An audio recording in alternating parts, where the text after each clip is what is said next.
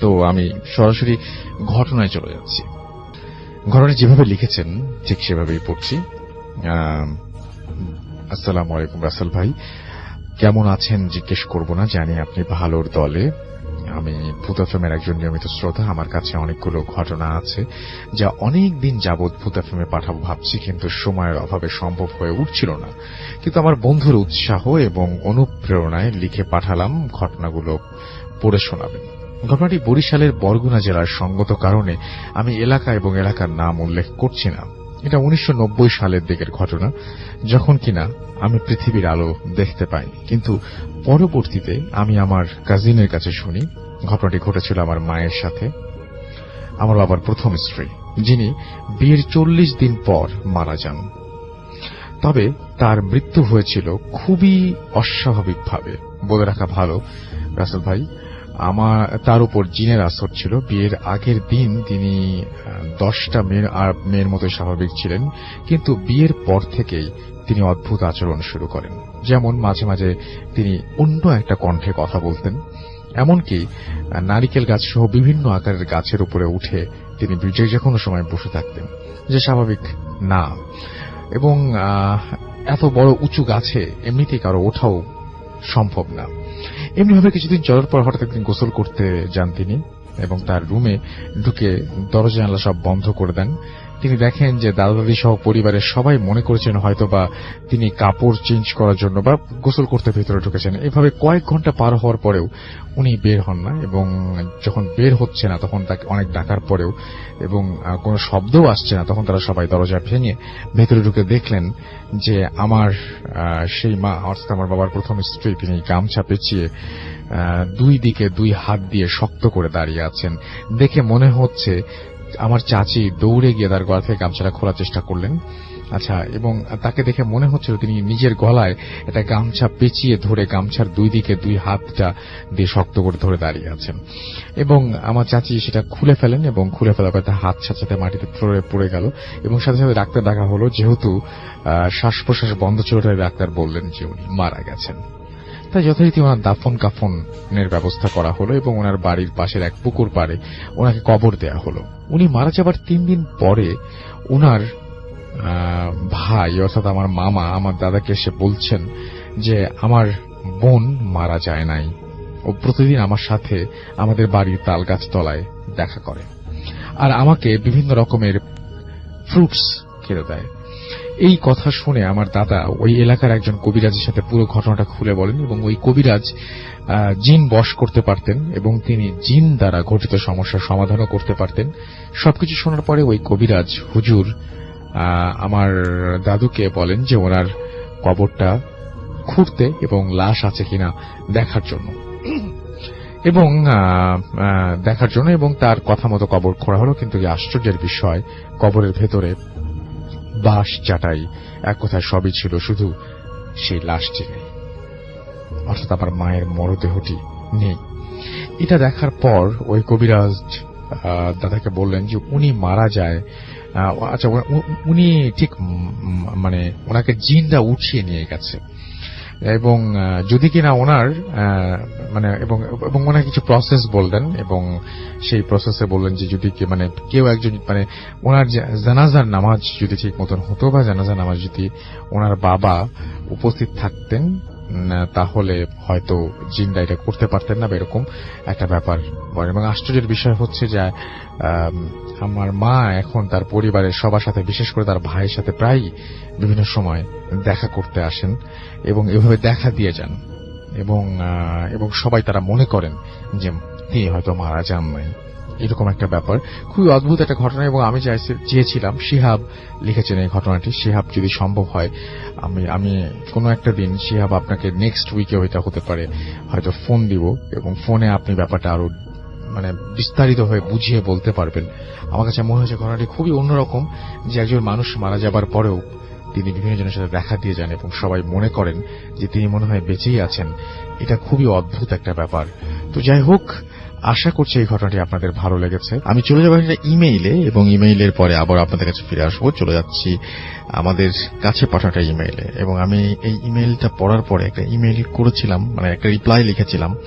সেখানে জানতে চেয়েছিলাম যে ঘটনাটা আরো একবার মেক শিওর করতে, যেটা সত্যি। আমার কাছে মানে কিছু জিনিস আছে বিশ্বাস করতে খুব কষ্ট হয়। সো আমি পড়ছি যেভাবে তিনি লিখেছেন সেভাবেই। আসসালামু আলাইকুম রাসেল ভাইয়া, আমি জানি আপনি ভালো আছেন এবং সব সময় ভালোর দলে, তাই আর জিজ্ঞেস করলাম না কেমন আছেন। আমার নাম কুমু। আমি এর আগেও আপনাদের সাথে একটি ঘটনা শেয়ার করেছি, সেটি ছিল আমার নিজের সঙ্গে ঘটে যাওয়া। তবে আজ যে ঘটনাটা শেয়ার করতে যাচ্ছি সেটা আমার এক ফ্রেন্ডের মামার সাথে ঘটে যাওয়া ঘটনা। ভালো লাগলে পড়ে শোনাবেন। 8 জানুয়ারি 2004। আমার ফ্রেন্ড তখন অনেক ছোট। দিনটা ছিল আমার ফ্রেন্ড শুক্তারার জন্মদিন। সেদিন ওদের বাড়িতে অনেক আত্মীয় স্বজন এসেছিল। শুক্তারার মামাও সেদিন এসেছিলেন। মামা তখন অনার্স 3rd ইয়ারের ছাত্র। সন্ধ্যা থেকে ওরা অনেক মজা করে, কিন্তু বাড়ি ফেরার সময় অনেক রাত হয়ে যায়। তাছাড়া তখন প্রচন্ড শীত, কাজেই শুক্তারা আম্মু তার মামাকে সেই রাতটা তাদের বাড়িতেই থেকে যেতে বলেন। মামা রাজি হয়ে যান। তাকে থাকার জন্য একটা তালাবদ্ধ রুম দেয়া হয়। রাতে খাওয়া দাওয়া শেষ করে মামা লাইট অফ করে ঘুমানোর চেষ্টা করেন, কিন্তু নতুন জায়গা বিধায় স্বাভাবিকভাবে তার ঘুম আসছিল না। সবাই তখন ঘুমিয়ে পড়েছে। চারিদিকে নিস্তব্ধতা। এর মাঝে হঠাৎ করে একটা হাসির শব্দ। তিনি প্রথমে ভেবেছিলেন তার মনের ভুল, কিন্তু একটু পরে আবার সেই হাসির শব্দ, একটা মেয়ে কণ্ঠের হাসি। মনে হল শব্দটা আসছে পাশের ড্রয়িং রুম থেকে। এবার মামা একটু ভয় পেয়ে যান। তিনি ঠিক করেন লাইট অন করে ঘুমাবেন। কাজেই তিনি বিছানা ছেড়ে উঠে লাইট অন করে দেন। লাইট অন করে তিনি যা দেখেন তা সত্যি অবিশ্বাস্য।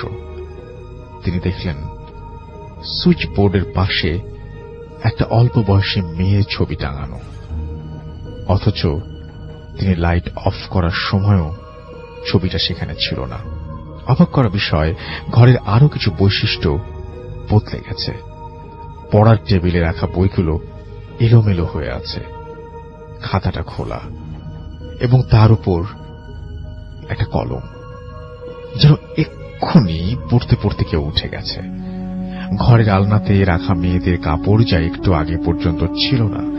এরপর তিনি ঘরের দরজার দিকে তাকিয়ে দেখতে পান ড্রয়িং রুমে আলো জ্বলছে। একটু স্বস্তি পান এই ভেবে যে বাড়ির কেউ ঘুম থেকে উঠে পড়ছে।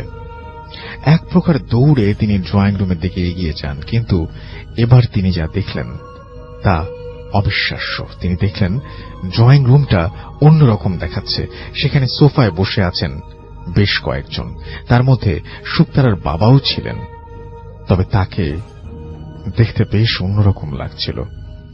সেখানে শুক্তারা আর ওর মা ছাড়া ওদের পরিবারের প্রত্যেকে ছিল, আর ছিল অচেনা একটি মেয়ে যার ছবি সে একটু আগে দেখে এসেছে। সবাই নিজেদের মধ্যে কথা বলছে, হাসাহাসি করছে। তারা কেউ যেন ওনাকে দেখতেই পাচ্ছে না। মামা স্তব্ধ হয়ে দাঁড়িয়ে রইলেন। তার সামনে এতগুলো পরিচিত মানুষ, অথচ তিনি কাউকে ডাকতে পারছেন না। হঠাৎ করে অচেনা মেয়েটি উঠে পড়ল এবং তার পাশ দিয়ে ঘরে ঢুকে পড়ার টেবিলের সামনে গিয়ে দাঁড়ালো। তাকে দেখতেও পেল না। কিন্তু এবার যখন মেয়েটি পেছনে ফিরল, মামার মনে হয়েছিল মেয়েটি তাকে দেখতে পেয়েছে। তারপরই মেয়েটি দৌড় দিয়ে ঘর থেকে বের হয়ে গেল। মামা আর নিতে পারলেন না। তার মনে হলো তার মাথাটা ঘুরছে। এরপর আর কিছু মনে নেই। সকালবেলা মামা স্বাভাবিকভাবে ঘুম থেকে উঠলেন। তিনি ভেবেছিলেন হয়তো সবটা স্বপ্ন, কিন্তু শুক্তারার বাবা মা এসে বললেন ভোরবেলা তারা তাকে দরজার কাছ থেকে মেঝেতে পড়ে থাকতে দেখেন। তখন তিনি সব ঘটনা খুলে বলেন। শুক্তারার মা প্রথমে কিছু বুঝতে না পারলেও শুক্তারার বাবা কি ভেবে উঠে পড়েন এবং একটু পর একটা ছবি নিয়ে হাজির হন। মামা ছবিটি চিনতে পারেন। এটি সেই ছবি যেটা তিনি কাল রাতে সুইচ বোর্ডের পাশে টাঙানো দেখেছিলেন। শুক্তারার বাবা বলেন এটা তার ছোট বোনের ছবি। সেদিন থেকে প্রায় 6 বছর আগে সে মারা গেছে। মামা অবাক হয়ে যান। তিনি অবশ্য জানতেন না যে এই বাড়িতে ছোট মেয়েটি মারা গেছে, তবে সেটা তার বোনের বিয়ের আগে। তিনি জানতেন যে বাড়িতে ছোট মেয়েটি মারা গেছে, তবে সেটা তার বোনের বিয়ের আগে। কাজেই সে মেয়েটি সম্পর্কে তিনি বিশেষ কিছুই জানতেন না। শুক্তারার বাবা আরও বলেন, তার ছোট বোন অন্য সাধারণ মেয়েদের থেকে আলাদা ছিল। সে অতীতের বিভিন্ন ঘটনা বলে দিতে পারত, এবং যেটা সে কখনোই জানত না। আবার সে ভবিষ্যতে নানা ঘটনাও বলে দিত, যা পরবর্তীতে সত্যি হয়ে যেত। এরকমই একদিন সে বলেছিল তার ঘরের দরজা থেকে একটা নীল রঙের টি শার্ট পরা মানুষ দাঁড়িয়ে আছে। সে দৌড়ে সেখান থেকে বের হয়ে আসে। উল্লেখ্য, মামা সেদিন নীল রঙের একটা টি শার্ট পরেছিল। শুক্তারার বাবা বিষয়টি ভুলেই গিয়েছিলেন। আজ মামার কথা শুনে তার সব মনে পড়ে যায়। তার ছোট বোন কিভাবে মারা গিয়েছিল তা তারা আজও জানে না। তারা পুলিশকে জানিয়ে পোস্টমর্টম করতে চেয়েছিল, কিন্তু তাদের মা এতে কোনোভাবেই রাজি হননি। তারপর তার মা এই ঘর থেকে মেয়েটির সব জিনিসপত্র সরিয়ে ফেলেন এবং ঘরটি বন্ধ করে দেন। মামার থাকার জন্যই প্রথম ঘরটা খোলা হয়, তবে তাদের সাথে কোনো অস্বাভাবিক কিছুই ঘটেনি।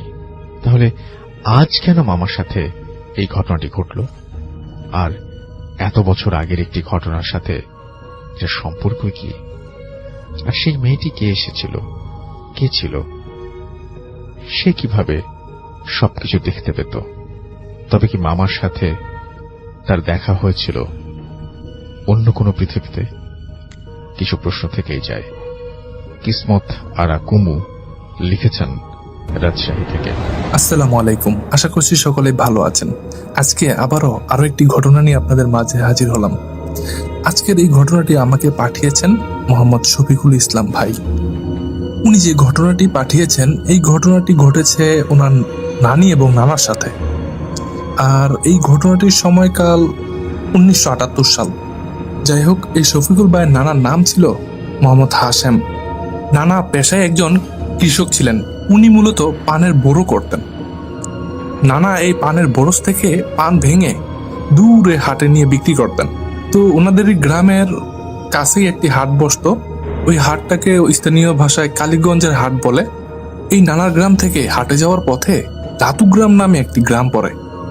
আর ওই গ্রামে ছিল বেশ কিছু ভয়ঙ্কর জায়গা, যেমন কবরস্থান, ভয়ানক বাঁশঝাড়, তারপরে শ্মশান, এরকম কিছু জায়গা পড়তো। আর এটা ওই হাটে যাওয়ার পথেই পড়তো। আর এই জায়গাগুলোতে নাকি বিভিন্ন সময় বিভিন্ন রকমের ভয়ঙ্কর ঘটনা ঘটতো। তো নানা হাটে যেতেন মূলত বিকাল বেলা, কারণ ওই বিকাল দিকেই হাটটা জমতো।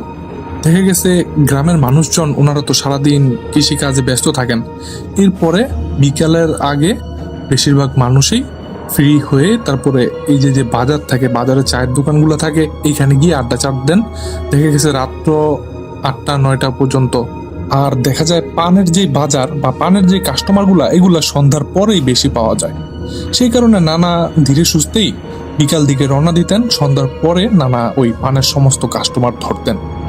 এখানে একটা কথা বলে রাখি, তখনকার সময় কিন্তু এরকম ভ্যান, রিক্সা বা আধুনিক যেই যানবাহন, এগুলা কিন্তু পাওয়া যেত না। মানুষ দূর দূরান্তের পথ হেঁটে হেঁটেই পাড়ি দিতেন। আর যদি নৌকার পথ হতো তাহলে ওই নৌকায় চড়ে যেতেন। আর দেখা গেছে অনেক দূর দূরান্তে যেতে হলে তখন ওই গরুর গাড়ি, মহিষের গাড়ি, এইগুলা ব্যবহার হতো। যাই হোক, যেদিন ঘটনাটি ঘটে ওই দিন নানার পান ভাঙা শেষ করে পান গুছাতে গুছাতে অনেক দেরি হয়ে যায়।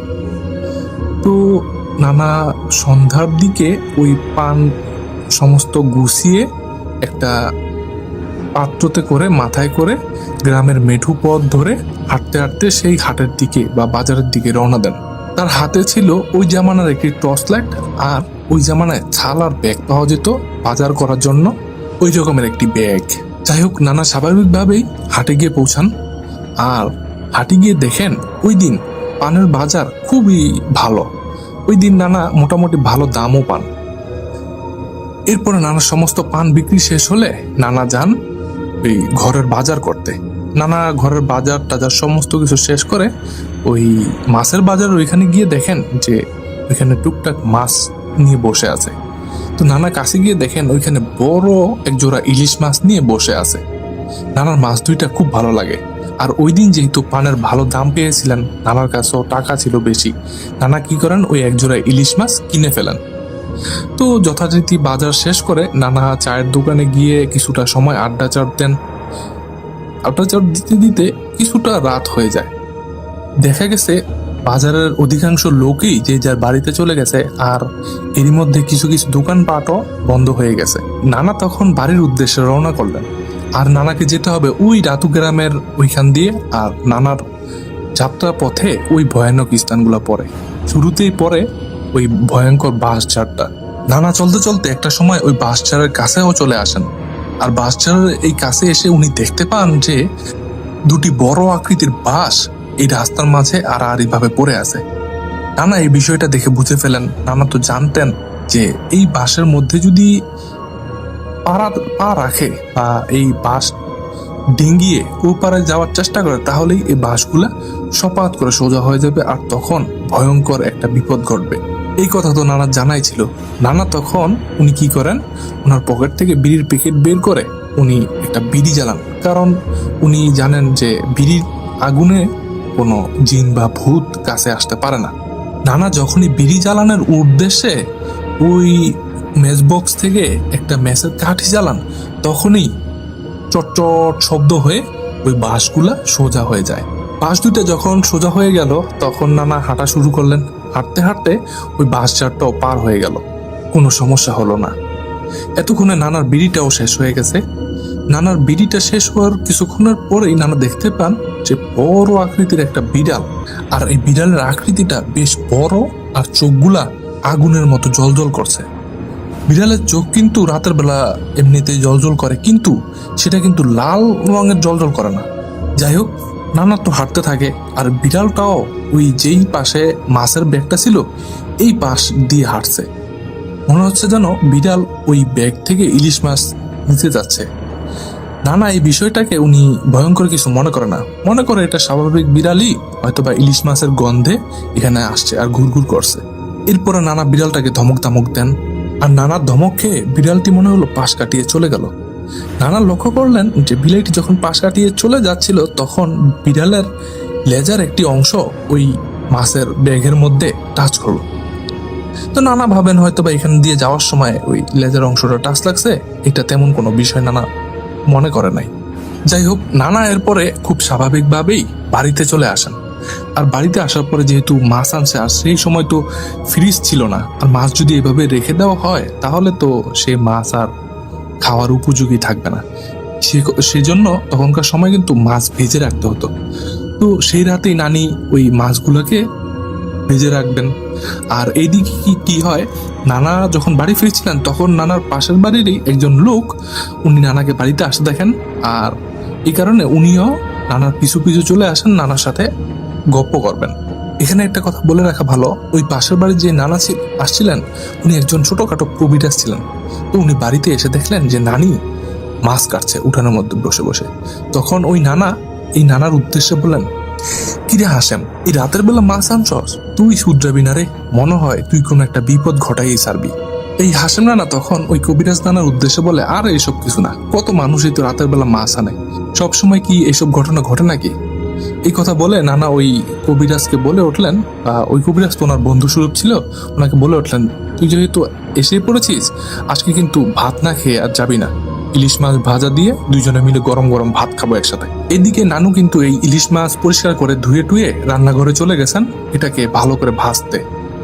তো রান্নাঘরে নানি ইলিশ মাছ ভাজছেন, আর এই নানা দুইজন ওনারা উঠানের মাঝেই পিড়িতে বসে আড্ডা দিচ্ছেন। তো নানি ইলিশ মাছ ভাজার এক পর্যায়ে উনি চিন্তা করলেন, দেখি তো মাছটা ঠিকঠাক মতন ভাজা হলো নাকি। এই চিন্তা করে উনি ইলিশ মাছের ওই টুকরার একটা ছোট্ট অংশ ভেঙে উনি মুখে দিয়েছেন।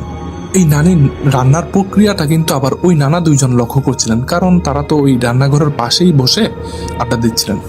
আবার একটু পর পর নানিকেও জিজ্ঞেস করছিলেন, কি গো কতটুক হয়েছে নাকি, হইলে দাও দু এক পিস খেয়ে দেখি। তো নানি কিন্তু এতক্ষণ ওনার কথার জবাব দিচ্ছিলেন, কিন্তু ওই মাছের পিসটা খাওয়ার পরে নানা লক্ষ্য করলেন নানি আর তার কোনো কথার জবাব দিচ্ছে না। তো কথার উত্তর না পেয়ে নানা চিন্তা করলেন কি ব্যাপার, উত্তর দিচ্ছে না কে কথার, রাগটাগ করলো নাকি। এরই মাঝে ওই রান্নাঘর থেকে একরকমের খুটুনাটুর শব্দ হচ্ছিল। এই কারণে নানা একটু ভালো করে ওই নানির দিকে তাকালেন। তখন নানা দেখতে পান নানি তো শুরুর দিকে মাথার মধ্যে ঘুমটা দিয়ে কাজ শুরু করছিল, কিন্তু এখন নানির মাথায় তো ঘুমটা নাই, আর নানির চুলগুলা এলোমেলো হয়ে আছে, আর নানি মনে হচ্ছে শরীরের শক্তি দিয়ে রান্না করার চেষ্টা করছে। ওই যে পাতিলের মধ্যে খুন্তি দিয়ে মানে রাগের মাথায় যখন এরকম রান্না বাড়া করার চেষ্টা করলে যেরকম ওই রকম। এইটা কিন্তু ওই কবিরাজ আর এই হাসেম নানা দুইজনই দেখছেন। তখন ওই কবিরাজ নানা বলে ওঠেন, হাসেম, কতবার বলেছি রাতের বেলা মাছ না আনতে, আজকে তো মনে হইতেছে কোনো একটা বিপদ হয়ে গেছে। এই কথা বলে ওনারা একটু পাকের ঘরের দিকে এগিয়ে যেতে থাকেন। আর যখনই পাকের ঘরের কাছে যান তখনই ওই নানি মনে হলো যেমন ঘুরে ওনাদের দিকে তাকালো। আর নানি তাকানোর পরেই ওনারা দেখতে পান যে নানির চোখ দুইটা ভয়ানক লাল, আর দেখে মনে হচ্ছে যেন চোখ থেকে আগুনের ফুলকি বের হচ্ছে। এইটা দেখে তো তারা বুঝে যান যে এটা কোনো স্বাভাবিক বিষয় না। তো যাই হোক, সাথে যেহেতু কবিরাজ নানা ছিলেন, উনি ওই রাতের মতো টুকটাক ঝাড়ফুঁক করলেন।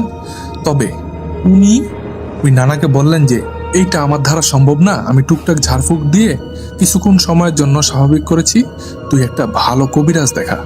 এসব কথা বলতে বলতেই নানি আবার পাগলামি শুরু হয়ে যায়। উনি দৌড়ে ঘর থেকে বেরিয়ে যেতে চান, আর ওনাকে ধরে ঘরের ভিতর নিয়ে আসলে উনি অনেক পাগলামো শুরু করেন এবং বলতে থাকেন, আমাকে ছেড়ে দে, আমি আমতলা পুকুরে যাব, আমাকে ছেড়ে দে, আমি আমতলা পুকুরে যাব। এরপরে নানির পাগলামি বেড়ে যেতে থাকলে ওনাকে বেঁধে রাখা হয়, কারণ এত রাতে ভালো কোনো কবিরাজের সন্ধান তো পাওয়াও সম্ভব না। তো এরপরের দিন সকালবেলায় নানা কবিরাজের সন্ধানে বের হয়ে যান, একটা কবিরাজকে নিয়েও আসেন, কিন্তু এই কবিরাজও ব্যর্থ হয়ে যায়। এরকম করে বেশ কিছু কবিরাজকে দেখানো হয়, কিন্তু সবাই ব্যর্থ। এই ঘটনার ঠিক 3 দিন পরে উনি একটা কবিরাজের সন্ধান পান ওনার গ্রাম থেকে প্রায় 4-5 গ্রাম দূরে। ওই কবিরাজের নাম ছিল হেকমত কবিরাজ। তো নানা গিয়ে সেই হেকমত কবিরাজকে নিয়ে আসেন এবং হেকমত কবিরাজ বাড়িতে এসে বলেন, এইটারে ছাড়াতে তো অনেক কষ্ট করতে হয়ে পড়ে, তারপরও আমি দেখতেছি কি করা যায়। এই কথা বলে কবিরাজ তার তদবির শুরু করেন। বেশ কিছুক্ষণ পরে ওই জিনটা এসে নানির শরীরে হাজির হয়। জিনটা হাজির হওয়ার পরে বলে যে তুমি একে ছেড়ে চলে যাও, এর শরীর ছেড়ে চলে যাও। জিনটি শুরুর দিকে যেতে রাজি হচ্ছিল না, পরে কবিরাজ ভালো করে বোঝানোর পরে জিনটি এক পর্যায়ে রাজি হয়, তবে একটা শর্ত দেয়। শর্ত হলো এই জিনটাকে 3টা বড় বড় ইলিশ মাছ দিতে হবে, আর এই 3টা ইলিশ মাছের পেটের মধ্যে ডিম ভর্তি থাকতে হবে। আর এই ইলিশ মাছ 3টা সেই আমতলা পুকুরে নিয়ে রেখে আসার কথা বলে। এই কথা শুনে নানা তখন সাথে সাথেই রাজি হয়ে যায়। আর নানা রাজি হয়ে যাওয়ার পরে ওই জিনটা নানির শরীর ছেড়ে চলে যায়। এরপরে নানা বাজার থেকে 3টা বড় বড় ডিমওয়ালা ইলিশ কিনে সেই রাতে ওই আমতলা পুকুরের কাছে নিয়ে রেখে আসে। এরপর থেকে নানি সুস্থ হয়ে যান, আর নানির সাথে আর এই ঘটনা আর কখনো ঘটেনি।